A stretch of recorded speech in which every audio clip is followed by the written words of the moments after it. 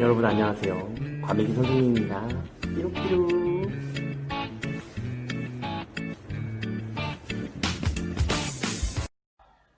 오늘은 대기 중에 물이 있느냐 없느냐 이런 것들을 알아보고 그 다음에 그로 인해서 어떤 일들이 벌어지는지 기초 지식을 배우는 건데 시험 범위는 이 소단원까지 하는 걸로 하도록 하겠습니다.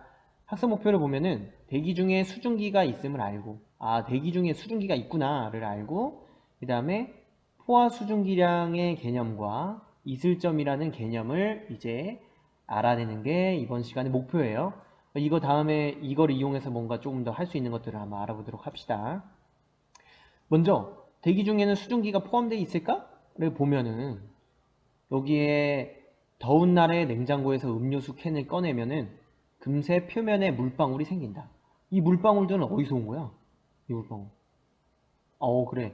더운 날이니까 이 캔들이 땀을 흘린 거, 땀은 아니겠죠. 땀은 아니고 이 물방울들이 생겼다는 것은 무엇이냐면은 대기 중에 원래 있었던 수증기들이 이쪽에 달라붙는 거야.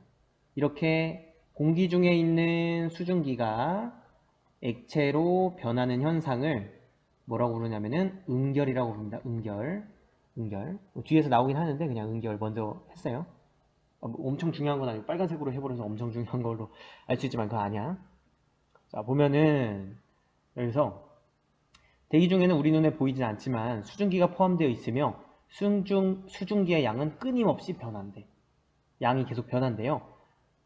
그런데 대기 중에는 수증기가 그러면은 얼마나 포함될 수 있을까 하는데 공기에 포함될 수 있는 수증기의 양은 한계가 있어. 한계가 있는데 그 한계를 뭐라고 부르는지 이제 배우게 될 거야. 자, 여기 그림 보면은 물이 담긴 그릇에다가 그릇을 밀폐된 곳에 두면 이렇게 수조로 덮어놨어요. 밀폐시켰어. 그렇게 해두면은 어떤 일이 일어나냐면은 물은 이 안에서 계속 증발이 일어나. 증발은 뭔지 알지? 물 표면에서 액체 표면에서 그 분자가 이제 기체 상태로 변하는 거, 기화로 일어나는 거를 말해요. 하는데 이제 액체 표면에서 나가는 거, 공기 중으로 나가는 걸 기화라고 해요. 증발이라고 해. 표면에서 나가는 거. 그래서 여기 보면은 이 밀폐된 공간 안에 수증기가 계속해서 왔다 갔다리 할 수 있는 거야. 그러다 보면은 양이 점점 조금씩 줄어들다가 어느 정도 시간이 지나면 물의 양이 줄어들지 않는다. 여기서는 물의 높이가 이만큼이었다가 비교해보니까 시간이 지나니까 요만큼 줄었어. 물의 양이 줄어들었지.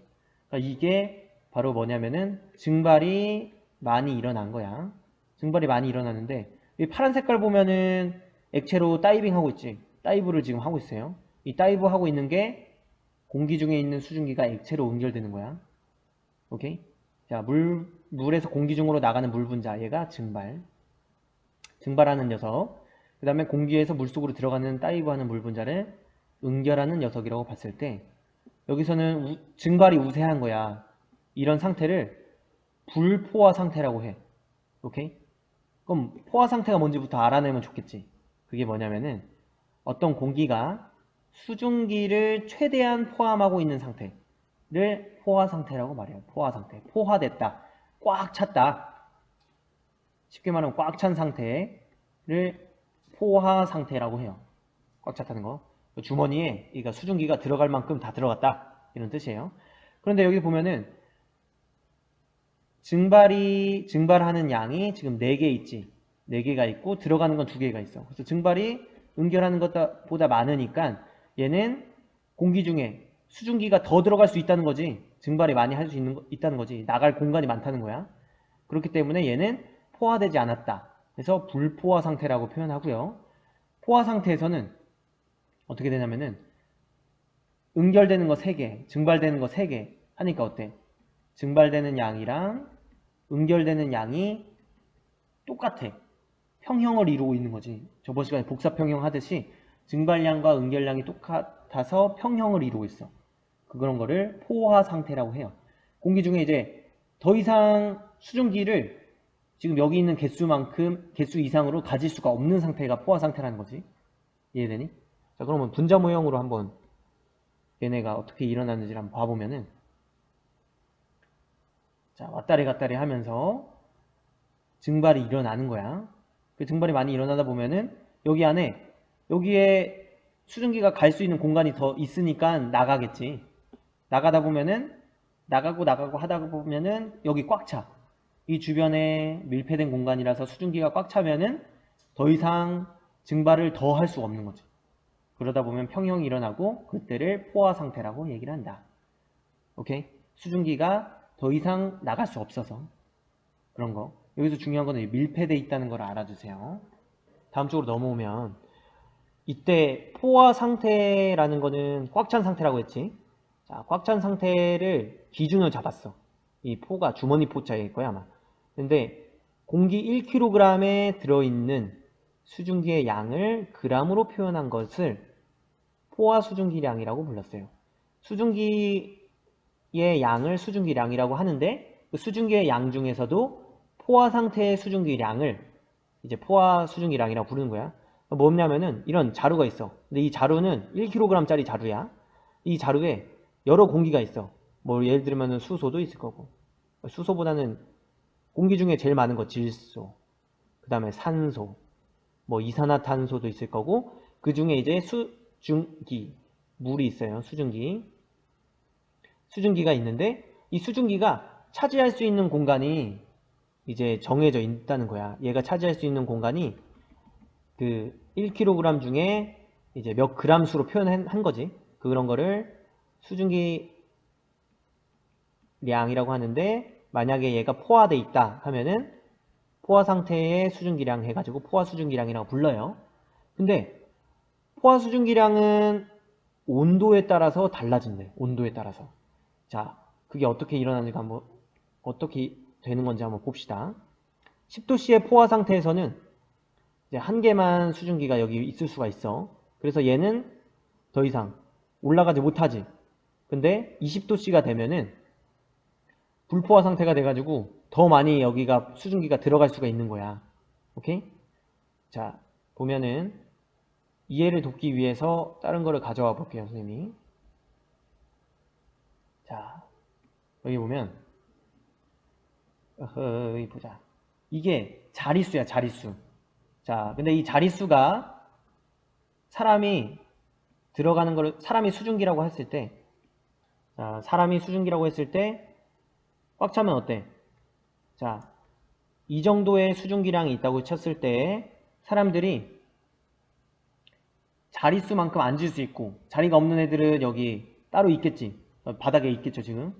있는데 만약에 온도가 올라간다는 거는 얘가 나갈 수 있는 자리가 늘어난다는 뜻이야. 얘가 있을 수 있는 자리가 늘어난다는 뜻이야. 자, 온도가 올라갈수록 자리가 늘어나지. 그러면 어때?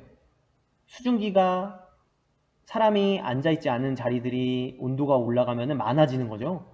많아지면은 더 많이 사람들이 앉을 수 있겠지. 그러니까 증발이 더 많이 일어나는 거야. 이걸 보면은 이게 수증기거든. 현재 수증기량은 한 11개가 된대요. 11개가 되는데 이제 앉을 수 있는 자리는 33개가 된대. 오케이? 33개만큼 얘가 되면은 쭉 늘어나서 33개가 되면은 꽉 차, 자리가. 근데 33개보다 많아지면은 얘는 응결된 상태로, 5개가 응결되어 있겠지? 응결된 상태로, 액체 상태로 있게 되는 거야. 알겠니? 자, 이거는 다시 이따가 다시 돌아와서 활용을 할게요. 보면은, 자, 그래프에서 포화 수증기량은 기온이 높아질수록 많아진다라고 했어. 이게 포화 수증기량 곡선이거든. 포화 수증기량 곡선. 뭐냐면은 온도에 따라서, 온도가 올라가면은 뭐가 증가하냐면은 증발이 증가해. 증발량이 증가하고요. 그럼 증발량이 증가하면은 어떻게 돼? 공기 중에 수증기량이 많아지죠. 많아지지. 공기 중에 수증기량이 많아지고, 그 수증기를 포함하고 있을 수 있는 포화되는 상태가 포화시킬 수 있는 주머니도 커진다는 뜻이야. 이해되니? 자리수가 많아지는 거, 공기 중에. 자, 보면은 포화 수증기량은 기온이 높을수록 많아진다 해서 그래프를 이런 식으로 그릴 수가 있어요. 기온, 가로축은 기온이고 그 다음에 세로축이 수증기량이라고 했을 때 아까 그림에서 봤던 것처럼 포화 수증기량은 온도가 올라감에 따라서 증가해. 이해되니? 포화 수증기량은 온도가 올라감에 따라서 증가해. 자, 그러면은 이때의 수증기량이 뭐 예를 들면 14kg이다 라고 했을 때 얘는 자리가 요만큼 더 남은 거야. 증발할 수 있는 자리가 가능한 자리라고 할게.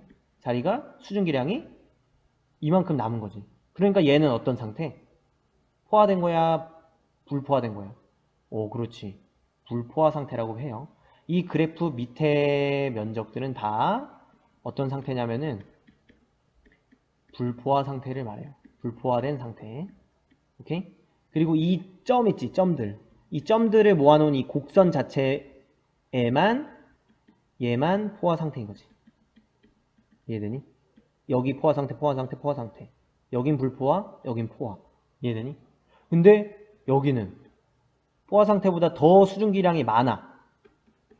포함할 수 있는 것보다 더 많아. 그렇다는 것은 이 부분은 더 많이 포화됐다 해서 과포화 상태예요. 과포화 상태. 오케이? 그러니까 뭔가 더 많이 있는 거지. 앉지 못한 거지. 그래서 이 밑에 있는 그림 이야기를 보면은 자, 이거 지우고 할게요. 지우고 보면은 가랑 나에서 공기가 가는 수증기량 7이야. 킬로그램 1kg당 그램 수가 7g 있는데 나도 똑같이 7g이야. 근데 가는 10도씨에 7g이니까 여기 지점이네. 여기 지점. 여기 지점이라서 얘가 가예요. 가. 그리고 뭐냐 나는 7g인데 20도니까 이 지점이 나가 되겠지. 맞니? 오케이? 그러면은 가는 포화 상태야 불포화 상태야? 이 곡선 위에 있으면 포화 상태라고 했지? 그래서 가는 포화된 상태예요. 포화된 상태는 증발량과 응결량이 똑같은 상태. 오케이? 그리고 얘는 나는 어때? 얘는 불포화 상태. 왜냐면은 얘는 증발할 수 있는 게 이만큼 더 증발할 수가 있는 거야. 오케이? 포화되지 않았지. 이 나에서 20도씨에서 포화가 되려면은 수증기량이 이쯤까지 올라가야 되는 거야. 즉 14g까지는 돼야 포화되는구나 라고 하는 거지. 얘는 7g 정도를 더 이제 증발할 수 있다는 거죠. 무슨 말인지 이해되니? 사실 선생님이 좀 어렵게 설명하긴 했는데 이거를 보면서 좀 더 알아보도록 합시다. 옆에 있는 것까지 해가지고 아까 봤던 자료를 넘어갈게요. 보면은 공기 중에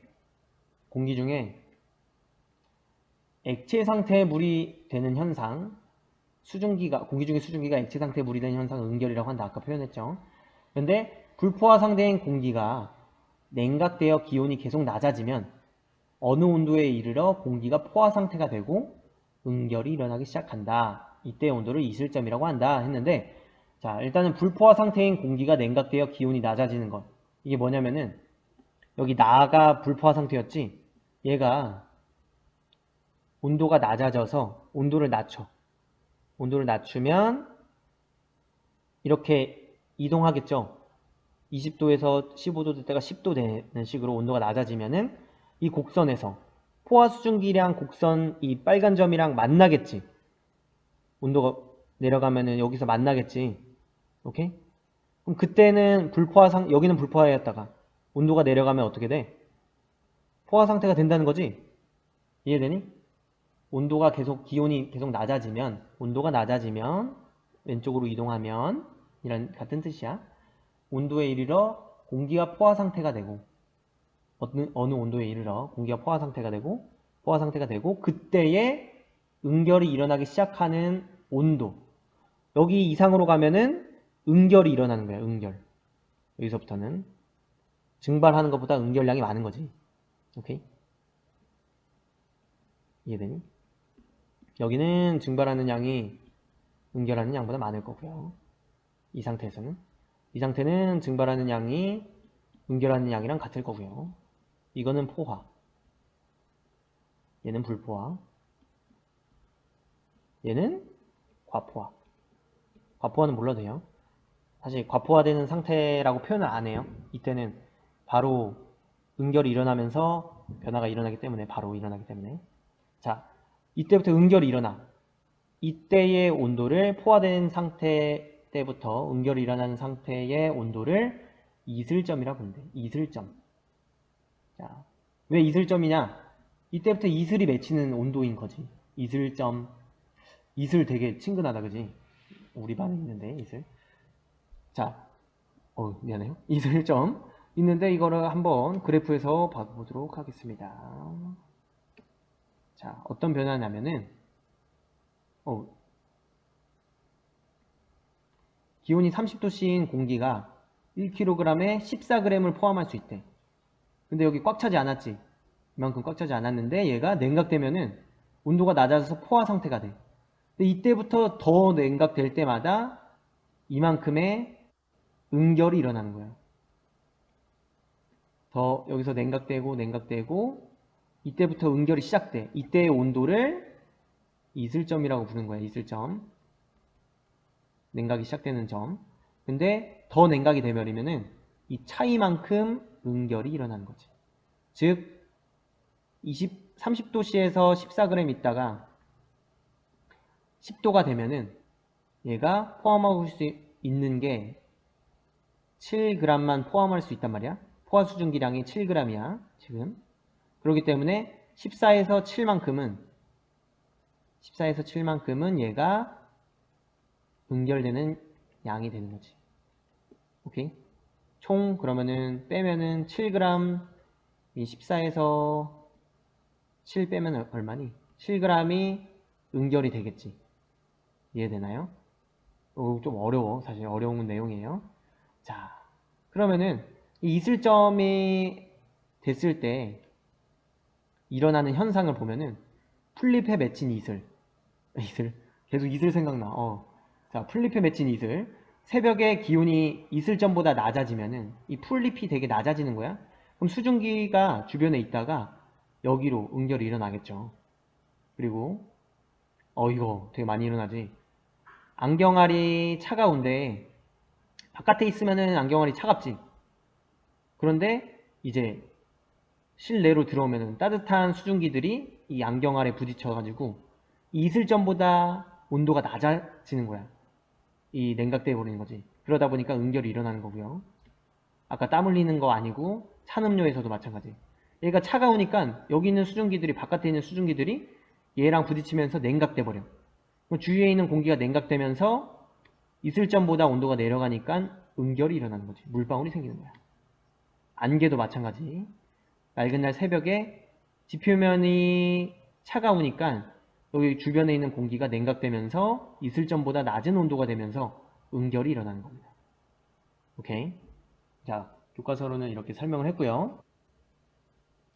자, 다시 한번 설명하자면은 이 곡선은 각 온도에 따른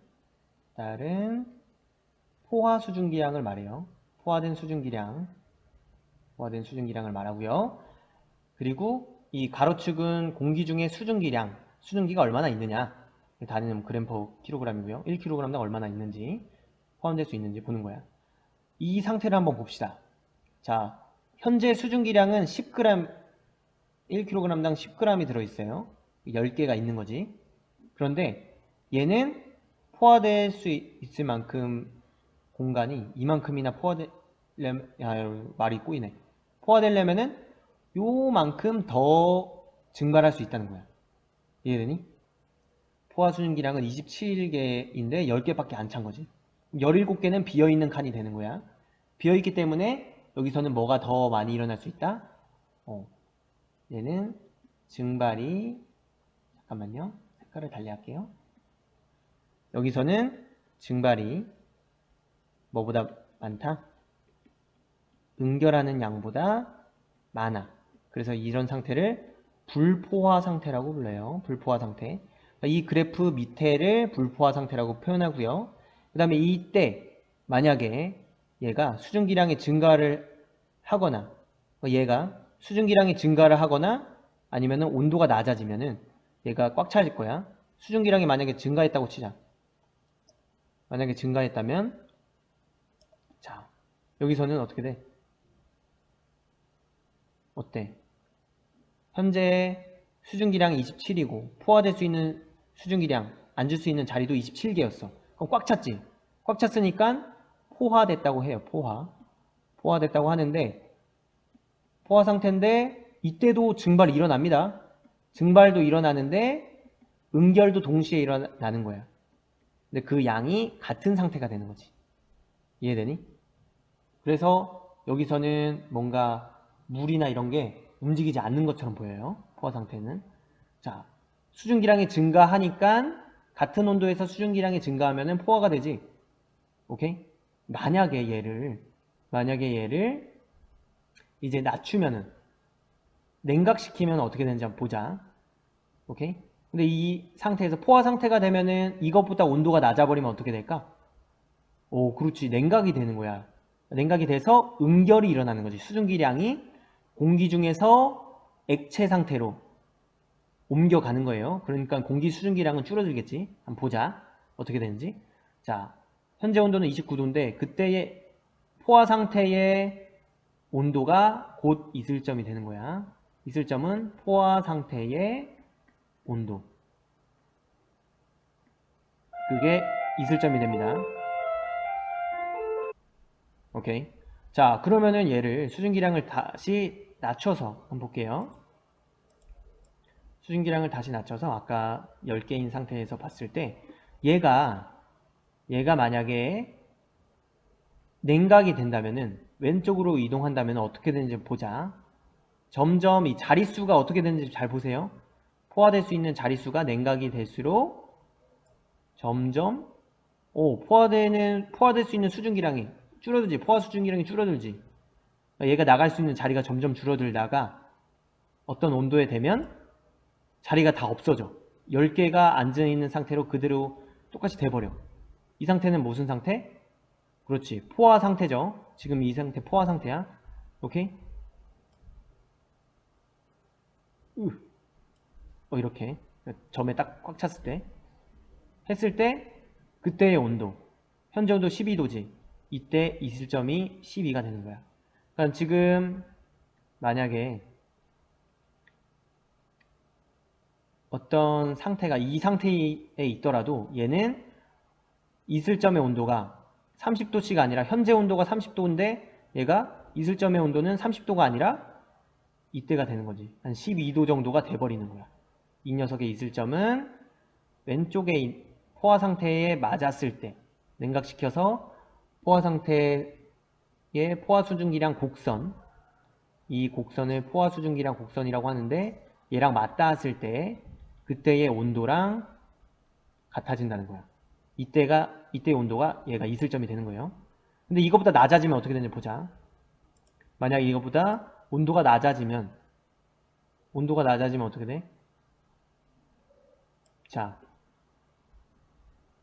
지금 여기 땅에 떨어진 거 보이지? 얘가 공기 중에 있다가 내려온 거야. 즉 응결된 거지. 응결된 양이 5개가 이제 된 거죠. 그러면은 지금 이때의 수증기량이 5인데 10에서 5만큼 떨어지는 거야. 오케이? 차이가 생기는 거지. 10 빼기 5 하면 몇이니? 10 빼기 5 하면은 5지. 5만큼 얘는 응결됐다고 하는 거예요. 응결량은 5g이다 라고 하는 거지. 이해되니?